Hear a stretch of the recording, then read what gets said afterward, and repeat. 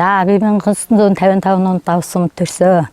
Хантайгаан 74 онд анилаад 6 хүүхдийн аав ээж болсон. Килийн цэрэгт миний нөхөр ажиллаж, харамсалтай 10 хэдэн жил ажиллаад хурваагаас өвчнөлмас өнгөрсөн. За килийн цэргээр бахархаж явдаг. Би одоо үе дамжсан килчтэй. Миний 2 хүргэн 2 охин килийн цэрэгт ажиллаж амьдарч байгаа.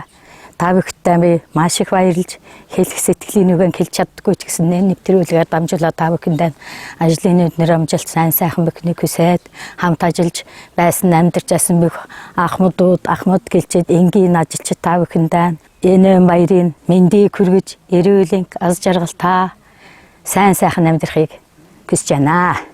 За ингээд энэ хамт олонд ажилд амьдарч байх хугацаанд миний өр хүүхдүүд үе дамжсан одоо офицер охин байна, офицер хүргэн байна, ахлагч хүргэн байсан. Одоо энгийн ажилчин охинтой энэ нөхөнтэйгээр бахархаж явдаг.